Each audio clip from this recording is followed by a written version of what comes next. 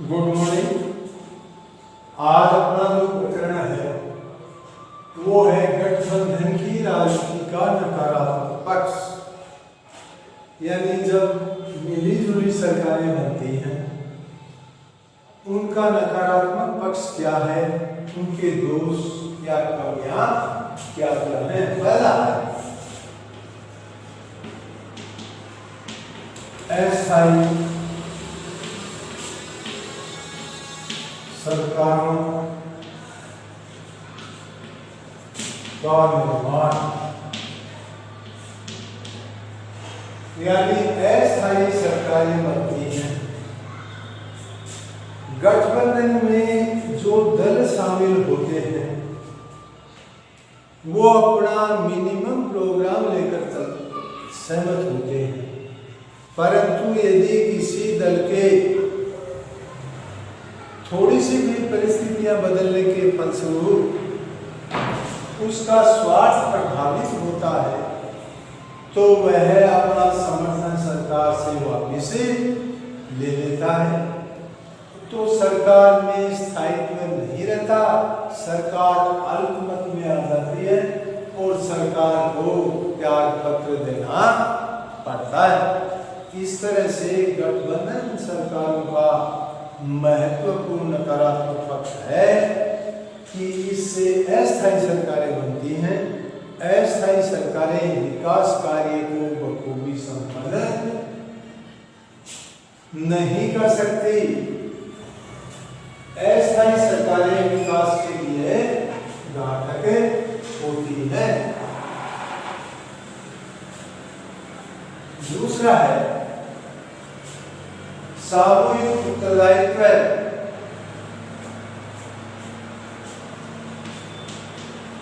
सामूहिक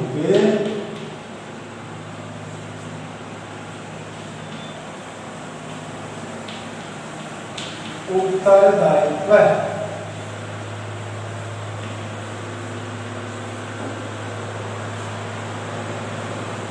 गठबंधन की सरकारों में सामूहिक उत्तरदायित्व की भावना का अभाव पाया जाता है। अलग अलग दलों के मुख्य के पास है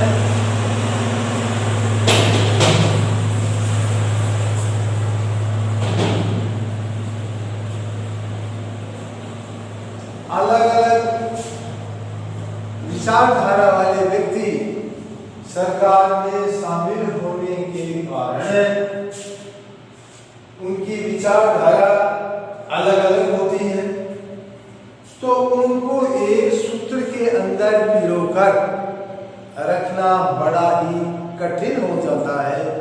उनको एक सूत्र में पिरोकर नहीं रखा जा सकता, क्योंकि उनकी विचारधाराएं, उनके विचार ये अलग अलग होते हैं।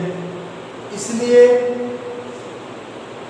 जो गठबंधन की सरकारें हैं उनके अंदर सामूहिक उत्तरदायित्व का अभाव पाया जाता है।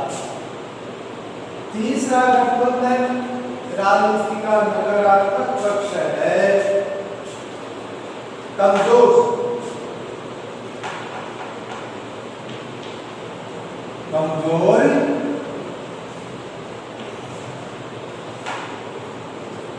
गठबंधन की जो सरकार होगी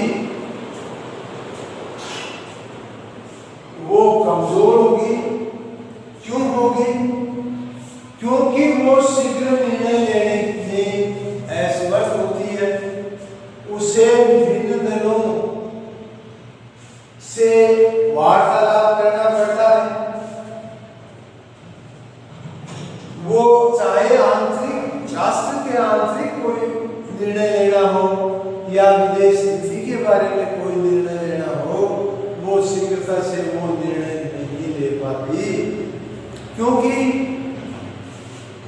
जो विभिन्न राजनीतिक दल इसमें शामिल हैं, विभिन्न राजनीतिक दल जो सरकार में शामिल हैं, सरकार से जुड़े हुए हैं, उनको पहले विश्वास में लेना जरूरी है। और उनको पहले विश्वास में लेना शीघ्रता से संपन्न नहीं होता। चौथा है प्रधानमंत्री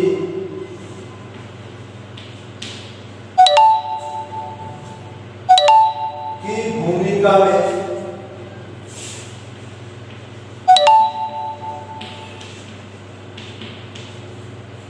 प्रधानमंत्री की भूमिका में सीमितता।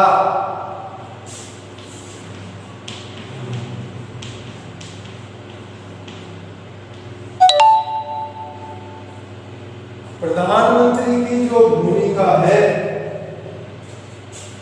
वो सीमित हो जाती है, क्योंकि जो विभिन्न दल सरकार में शामिल हैं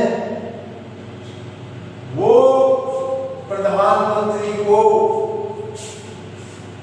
शीघ्रता से निर्णय लेने में नहीं देते और उनका प्रधानमंत्री का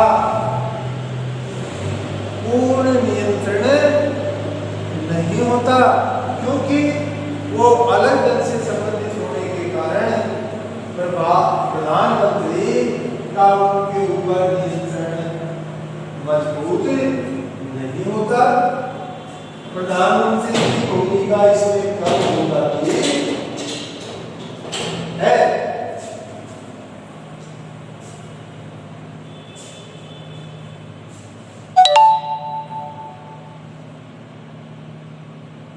कमजोर प्रधानमंत्री प्रभावशाली भूमिका नहीं निभा पाता और अनिर्णय की स्थिति बनी रहती। पांचवा इसका नकारात्मक पक्ष है गठबंधनों में क्षेत्रीय दलों का प्रभाव। गठबंधनों में जो क्षेत्रीय दल होते हैं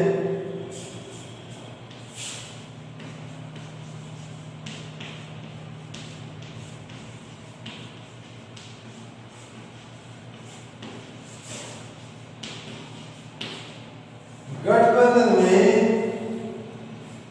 क्षेत्रीय दलों का प्रभाव होता है, क्योंकि किसी राज्य के अंदर उस दल की सरकार है तो वो अपने दल को अधिकतम लाभ पहुंचाने के लिए सरकार के ऊपर दबाव डालता है, केंद्र सरकार पर दबाव डालता है। गठबंधन में क्षेत्रीय दलों का प्रभाव होने के कारण वो संपूर्ण राष्ट्र का हित सोच नहीं पाते, क्योंकि किसी क्षेत्र विशेष से उन्हें विशेष लगाव होता है। इससे राष्ट्रीय हितों को नुकसान पहुंचता है। जब राष्ट्रीय हितों को नुकसान पहुंचता है तो विदेश नीति कमजोर होती है।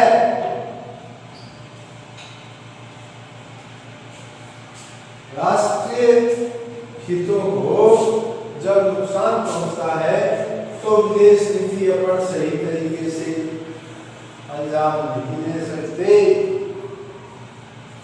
छठा है सरकारों में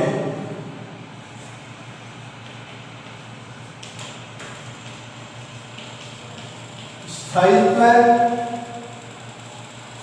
सरकारों में स्थायित्व नहीं रहता।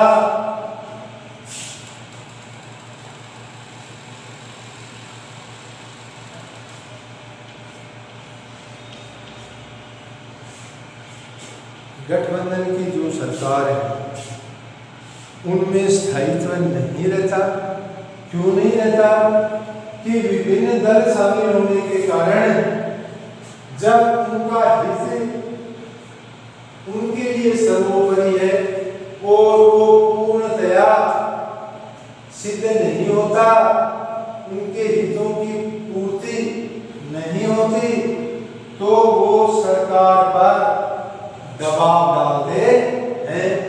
और यदि सरकार उनके हितों की उस दबाव को नहीं मानती तो ये दल सरकार छोड़कर चले जाते हैं और सरकार अल्पमत में आ जाती है। अल्पमत में आने के कारण सरकार को देना पड़ता है।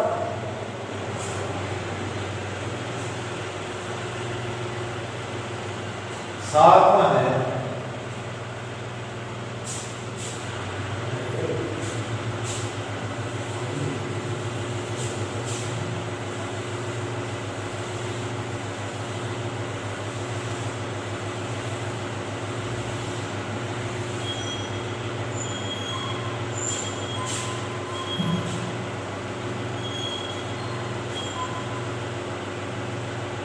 राष्ट्रीय एकता को नुकसान।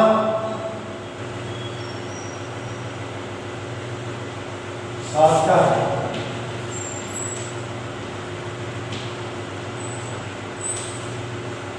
राष्ट्रीय एकता को नुकसान।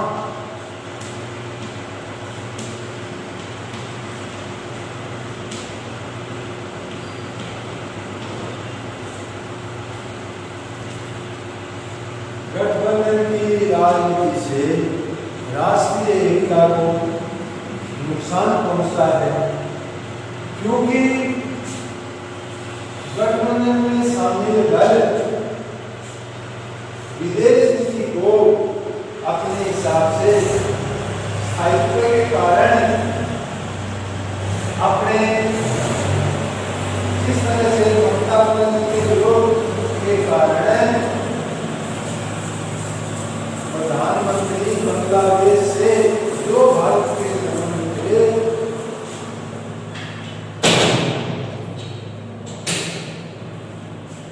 उनको तय करने में ममता बनर्जी जो पश्चिमी बंगाल की मुख्यमंत्री थी और तत्कालीन सरकार में गठबंधन में शामिल थी, वो उन पर दबाव डाल रही थी। तो जो निर्णय प्रधानमंत्री लेना चाहता है ना, वो नहीं ले पाता, वो क्षेत्रीय दलों के दबाव में रहता है। सुदृढ़ विदेश नीति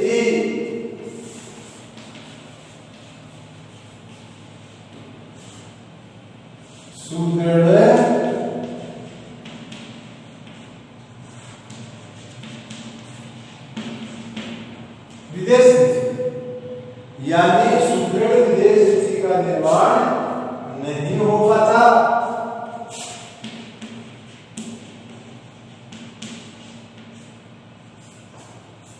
सुदृढ़ विदेश नीति का अभाव पाया जाता है। गठबंधन सरकार में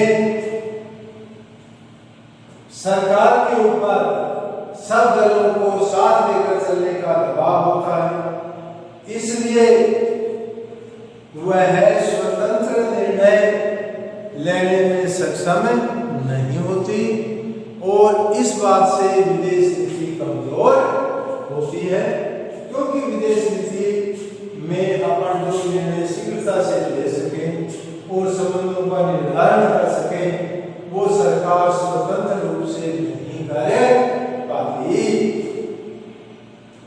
तो एक दल या प्रधानमंत्री सुदृढ़ विदेश नीति का अवलंबन नहीं कर पाता, उसे भी सभी दलों की राय के अनुसार ही तय करना पड़ता है।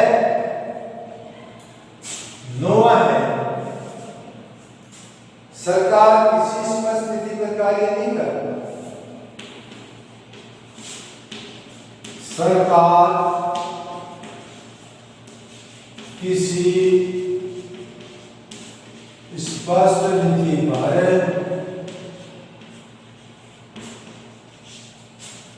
कार्य नहीं कर पाती। सरकार किसी स्पष्ट नीति से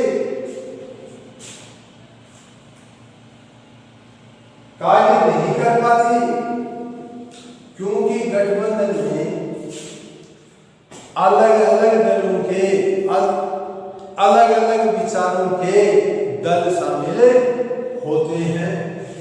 तो उनकी जो नीतियां हैं वो भिन्न भिन्न होती हैं। तो जो दल सरकार में है वो अपनी स्पष्ट नीतियों के ऊपर कार्य नहीं कर पाता क्योंकि सरकार कोई स्पष्ट नीति निर्धारित नहीं कर सकती जिसका प्रभाव स्पष्ट रूप से सरकार के कार्यों के ऊपर पड़ता है। 10 का है छोटे छोटे राजनीतिक दलों के निर्माण को प्रोत्साहन। छोटे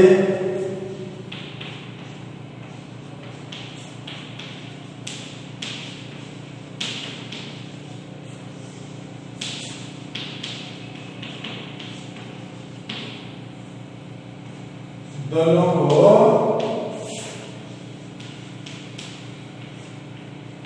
प्रोत्साहन,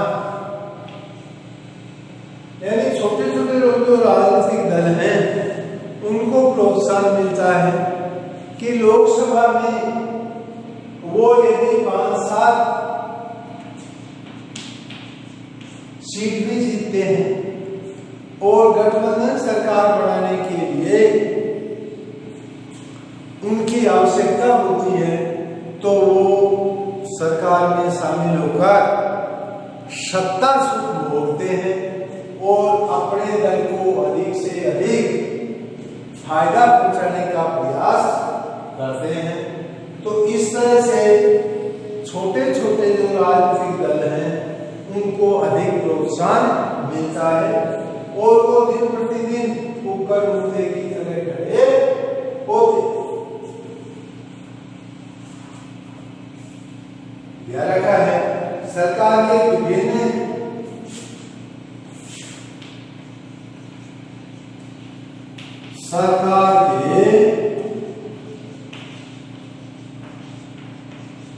विभिन्न मंत्रालयों में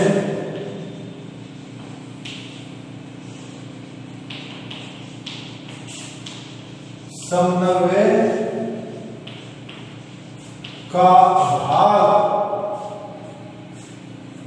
सरकार के जो विभिन्न मंत्रालय होते हैं उनमें आपसी तालमेल गठबंधन सरकारों में अच्छा नहीं रहता क्योंकि जिस मंत्रालय का प्रभारी मंत्री जिस दल का है वो उसी दल की नीतियों के अनुरूप कार्य करता है और जिससे अन्य जो मंत्रालय हैं उनमें आपसी असहयोग की भावना पैदा होती है क्योंकि वो अपने दल को ही सबसे अधिक फायदा पहुंचाने का प्रयास करता है। इसके कारण उनको और अन्य मंत्रालयों में जो जिस दल के मंत्री होते हैं वो अपने दल को फायदा पहुंचाने का प्रयास करते हैं। इससे सरकार के विभिन्न मंत्रालयों में समन्वय का अधिकार और किसी भी कार्य को सुचारू रूप से चलाने के लिए विभिन्न विभागों के अंदर आपसी तालमेल होना बहुत जरूरी है।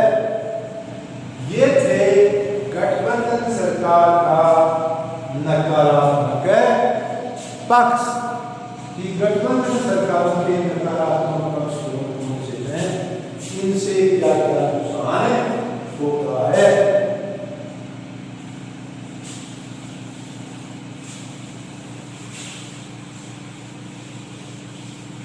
अब है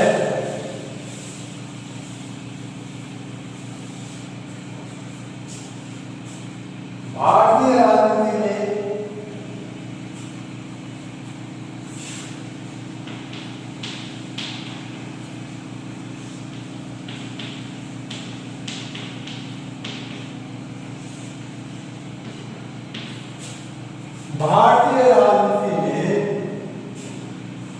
राजनीतिक दलों की मुख्य धाराएं।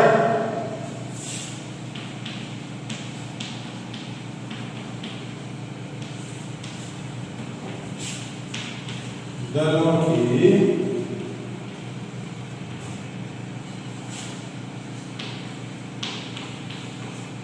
मुख्य धाराएं। भारतीय राजनीति में राष्ट्र एक तो एनडीए,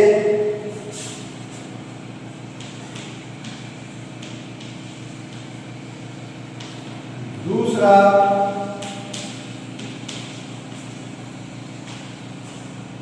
यूपीए, एक वामपंथी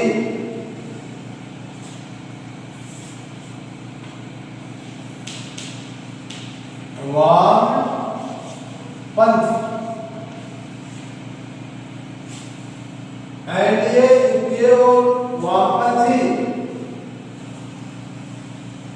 भारतीय राजनीति में जैसे एनडीए के अंदर अकाली दल, शिवसेना, लोक जनशक्ति पार्टी, आईएलएसपी, पीएमके सहित 13 दल। इनमें से अकाली दल और शिवसेना अब एनडीए से हटे गए हैं। यूपीए तो कांग्रेस के नेतृत्व में थी, इसके अंदर राष्ट्रीय जनता दल, झारखंड मुक्ति मोर्चा और केरल कांग्रेस। तीसरा है वो वामपंथी दलों का है। चौथा ऐसा है जो इन तीनों में ही नहीं है, इन तीनों में ही नहीं है। कांग्रेस, बीजू जनता दल यूनाइटेड, आम आदमी पार्टी और जनता दल सेक्युलर, ये ऐसे हैं जो इन किसी में से भी शामिल नहीं है। इस तरह से भारत में राजनीतिक गठबंधन की सरकार